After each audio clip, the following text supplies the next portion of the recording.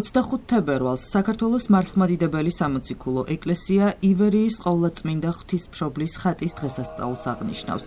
ასევე აღინიშნება მიტროპოლიტ კონსტანტინე მელიქიძის დაბადებიდან 100 წლისთავი. სადღესასწაულო წირვა ყოვლადწმინდა ღვთისმშობლის მიძინების სახელობის სიონის საპატრიარქო ტაძარში აღევლინა. ღვთისმსახურება წალკალმა ეპისკოპოსმა გრიგოლმა სხვა სასულიერო პირებთან ერთად აღასრულა. სადღესასწაულო ლიტურგიის დასრულების შემდეგ მღვდელმთავარმა მრევლი დალოცა და ქადაგებით მიმართა.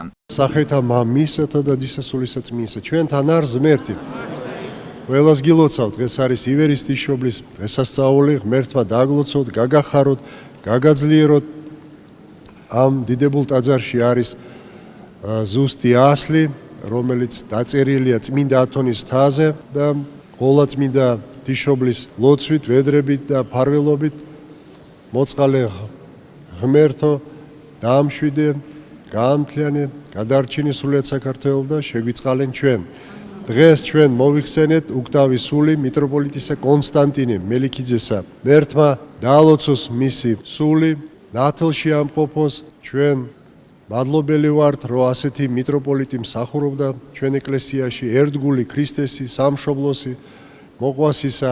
დაალოცოს მელიქიძეების გვარი, დაალოცოს დეკანოზი აკაკი, ოჯახით, მრევლით, ინებოს ღმერთმა, რომ თქვენ გვარში, თქვენ ოჯახში იყოს ღირსეული ქრისტიანები, ბევრი სასულიერო პირი, ბევრი ღირსეული მდელმთავარი. ღმერთმა დაგლოცოთ, გაგახაროთ, გაგაძლიეროთ. ჩვენ ძალიან გვიხარია და ბედნიერები ვართ, რომ გქონდა წილად პატივი, რომ მიგვეღო დღევანდელ ღვთისმსახურებაში მონაწილეობა და გვეგალობა და მინდა რომ სრულიად საქართველოს მიულოცო დღევანდელი დღე, ყოვლადწმინდა ღვთისმშობელი ფარავდეს მის წილხვდომილს ივერიას, გვიდღეგრძელოს და გვიჯანმრთელოს ჩვენი უწმინდესი პატრიარქი ილია მეორე და ღმერთმა მისი მაღალყოლადუსამღვდელოესობა მეუფე კონსტანტინე აცხოვნოს და შეგვეწიოს ჩვენი წინაპრების ლოცვა. დიდი დღეა დღეს მართლმადიდებლებისთვის. ივერიის ღვთისმშობლის ხატის ხსენების დღეა. მე ვულოცავ მთელს საქრისტიანოს, ჩვენ საქართველოს გაამთლიანოს, გადაარჩინოს. შემთხვევითი არ არის, რომ ასეთ დღეს დაიბადა დიდი ადამიანი, მიტროპოლიტი კონსტანტინე მელიქიძე. ჯერა ილოცებს ჩვენთვის. სადღესასწაულო წირვის დასრულების შემდეგ მიტროპოლიტ კონსტანტინე მელიქიძის საფლავზე პანაშვიდი აღესრულა. პანაშვიდი მარგვეთისა და უბისის ეპისკოპოსმა მელქისედეკმა გადაიხადა. თანამსახურებდნენ წალკელი ეპისკოპოსი გრიგოლი და სხვა სასულიერო პირები. ღვთისმსახურების დასრულების შემდეგ სიონის საპატრიარქო ტაძრის ეზოში შეკრებილებს ქადაგებით მიმართა მარგვეთისა და უბისის ეპისკოპოსმა მელქისედეკმა. მღვდელმთავარმა მიტროპოლიტ კონსტანტინეს 8 წლზე ისაუბრა. სახელითა მამისათა, დაძისათა, დასულისა წმინდისათა, ჩვენთან არის ღმერთი. დღეს ჩვენ საყვარელ მეუფე კონსტანტინეს 100 წელი შეუსრულდა. მე მთელი ეკლესიის თითოეული ჩვენთაგანის სახელით მას მინდა უდიდესი მადლობა გადავუხადო. გადავუხადო როგორც მის თამომავალს იმ ეპარქიაში, რომელშიც იგი მოღვაწეობდა. მარგვეთის მიტროპოლიტი კონსტანტინე ძალიან მოსიყვარულე, ძალიან სულიერი, ძალიან მოღვაწე მდელმთავარი გახდათ. ის ძალიან უყვართ. დღემდე ახსოვთ მისი მადლიანი სიტყვა, მისი ქმედება, მისი თითოეული დარიგება და შევთხოვ უფალს, რომ მისი სული დააწესოს იქ, სადაცა მართალნი განისვენებენ და მან ილოცოს ჩვენთვის და გაგვაძლიეროს და თითოეული ჩვენთაგანი მადლობას ვუხდით მას ყველაფრისათვის. ის რაც ეკლესიისთვის, უპირველეს ყოვლისა ღვთისთვის და ეკლესიისთვის თითოეული ჩვენთაგანისთვის გააკეთა. მადლობა მას, მადლობა მეუფე. ჩვენ თითოეული ჩვენი გვარიშვილი ვალდებულები ვართ პატივიცეთ მის სულს. მადლობა უთხრათ მის სულს ყოველივე ქადაგებისათვის, იმ რწმენისათვის და იმ დიდი სიყვარულისათვის, რაც ჩვენს გვარში დათესა, მისი მოქმედებით, მისი ქმედებით და მისი დიდი სიყვარულით უფლისადმი.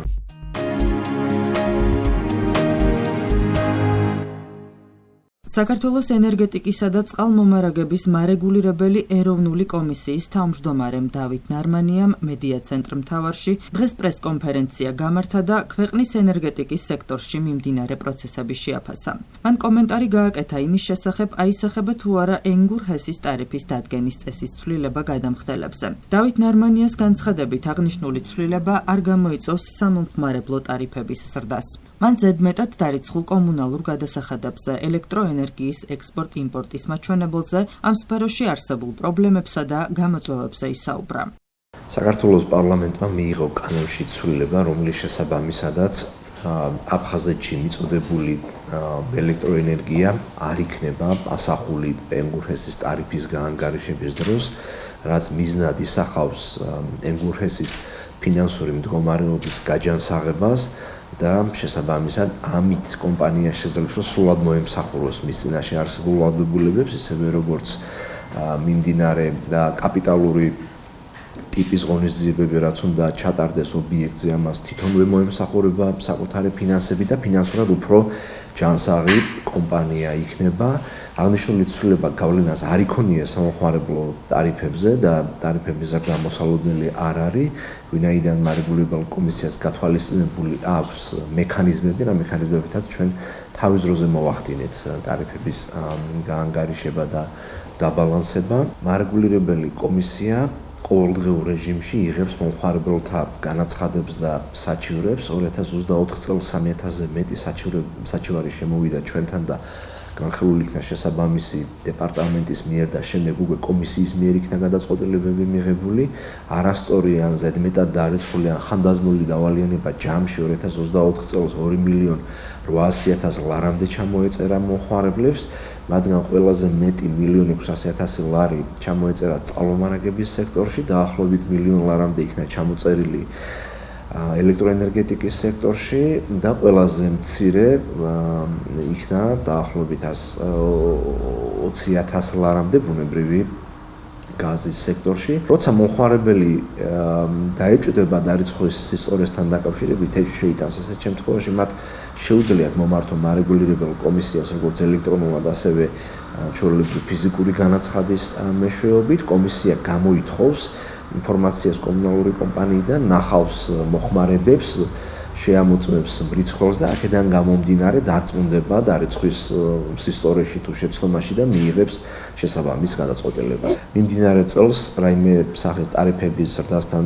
დაკავშირებით საფრთხე არ არსებობს, როგორც ელექტროენერგიის, ასევე ბუნებრივი აირის და წყალმომარაგების ნაწილში. ჩვენ საშუალოვადიანი ტარიფები, რაც დავადგინეთ, ელექტროენერგიის ტარიფები ამ წლის ბოლომდე მოქმედებს, ბუნებრივი აირის ტარიფები კიდევ უფრო მეტი ხნით აგვაქვს დადგენილი 5 წლიანი პერიოდისთვის იქნა დადგენილი, ისევე როგორც წყალმომარაგების ტარიფები, რომელიც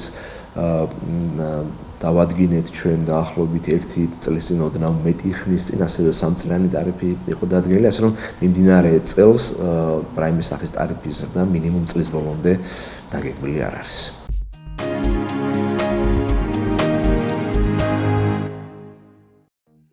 სამზარეულოს ღრუბელი ბაქტერიებისთვის იდეალური გარემოა. ამ დასკვნამდე სპეციალისტები კვლევის შემდეგ მივიდნენ. ინფორმაციას BBC ავრცელებს. ჩატარებულმა კვლევამ აჩვენა, რომ ღრუბელში 362 სახეობის მიკრობი ბინადრობს. მიუხედავად იმისა, რომ ეს ბაქტერიები უმეტესად უღნებელია, ღრუბელში ხშირად გვხვდება ისეთები, რომლებიც სუსტი იმუნიტეტის მქონე პირებისთვის საფრთხეს წარმოადგენს. სპეციალისტების განმარტებით განსაკუთრებით საყურადღებოა ის ფაქტი, რომ ღრუბელი ხელს უწყობს სალმონელას და სხვა პათოგენური მიკრობების გამრავლებას, რადგან ისინი იდეალურ საცხოვრებელ გარემოს პოულობენ მასში. კვლევამ ასევე აჩვენა, რომ ჭურჭლის სარეცხი ფუნჯი ღრუბელზე უფრო ჰიგიენურია, რადგან ის სწრაფად ჩრება და ბაქტერიების გამრავლებისთვის ნაკლებად ხელსაყრელ გარემოს ქმნის. სპეციალისტებმა მოქალაქეებისთვის გარკვეული რეკომენდაცია გასცეს. მათი განმარტებით, სამზარეულოში ჰიგიენის წესის დაცვისთვის ღრუბელი ყოველკვირეულად უნდა შეიცვალოს. ასევე მნიშვნელოვანია ყოველდღე მიკროტალღურ ღუმელში 1 წუთით მოთავსება, რაც უმეტეს ბაქტერიას კლავს. აღსანიშნავია, რომ ღრუბელი ერთ-ერთ ყველაზე დაბინძურებულ სამზარეულოს ნივთად რჩება. სპეციალისტების მოსაზრებით, ფუნჯის გამოყენება უფრო უსაფრთხოა.